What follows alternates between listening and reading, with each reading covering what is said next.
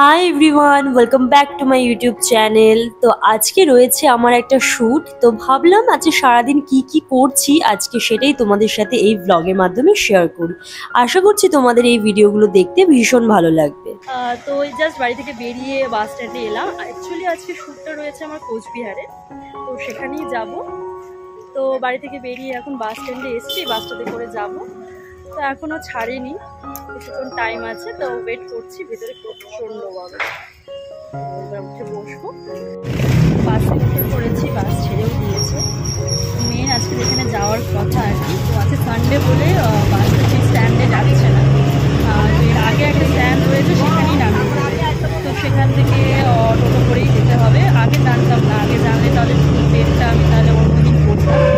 তো যাই হোক, এখন কি করা যাবে বেরোনোর পর জানতে পেরেছি।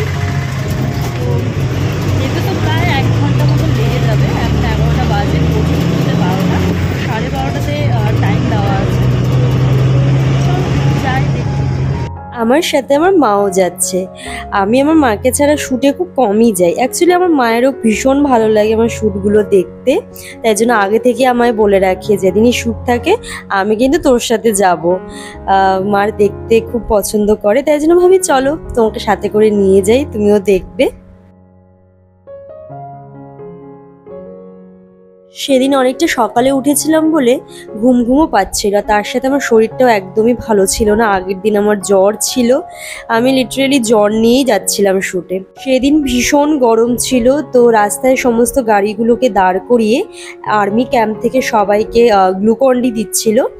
তো প্রত্যেক যতজন যাত্রী ছিল সবাইকেই দিচ্ছিল, তো আমিও নিয়েছিলাম এই গ্লুকন-ডিটা। আমি আগে অনেক গ্লুকন-ডি খেয়েছি, বাট এই পিঙ্ক কালারের গ্লুকন-ডি ফার্স্ট টাইম খেলাম। কালারটা বেশ সুন্দর লাগছিল, বাট খেতে টেস্ট খুবই বাজে ছিল। তো আমি অল্প খেয়ে আর খাইনি, মাকে দিয়ে দিয়েছি। তো এরপর আমি পৌঁছে গেলাম আমার শ্যুটের যে লোকেশন সেখানে।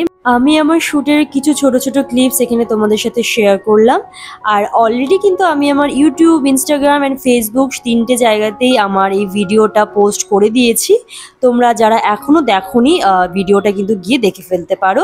আমি এই কোলাবোরেশনের শ্যুটগুলো বেশ এনজয় করি শ্যুট করার সময়, বিকজ ছোটোবেলা থেকেই আমি না ক্যামেরার সামনে ভীষণ কমফোর্টেবল। মানে কোনো রকম কিছু মনেই হয় না যে না কিছু শ্যুট করতে হচ্ছে, অ্যাক্টিং করতে হচ্ছে। নার্ভাস আমার একদমই ফিল হয় না। আমি ভীষণ এনজয় করি প্রত্যেকটা কাজ।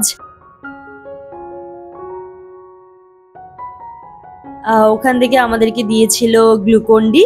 1 ঘন্টার মধ্যে আমাদের পুরো যে কাজটা ছিল সেটা ডান হয়ে যায়, আমার বেশিক্ষণ লাগেও না। তো আমার শ্যুট ডান হয়ে গেছে, তো এখন আবার স্ট্যান্ডের দিকে যাচ্ছি। তো আমরা এখন টোটোতে আছি, বাস স্ট্যান্ডে যাচ্ছি। ভালো আজকে শ্যুটটা হয়েছে।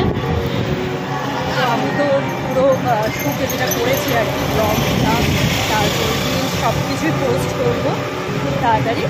তোমরা তখনই আমার ইউটিউবে, ইনস্টাগ্রামে দেখতে পারবে। আমার শ্যুটের লোকেশন ছিল কোচবিহার মরাপড়া চৌপতি। এই বাস স্ট্যান্ড থেকে ওই 15 মিনিটের মতন ছিল।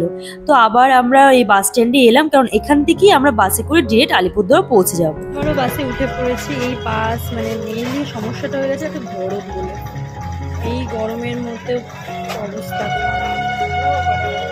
বাসে উঠলাম, এখন বাস তখন ছাড়ে দেখি। যাই হোক,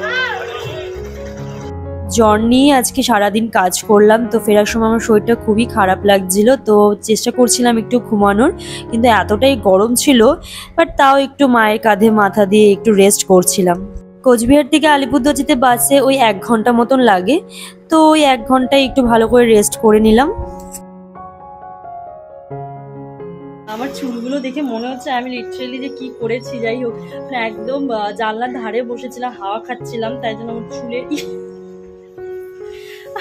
আর হাতে এত জিনিসপত্র, এই জন্য আমি ঠিক করিনি। আমি স্ট্যান্ড থেকে নেমে একটুখানি আমাদের বাড়িতে চলে এসেছি।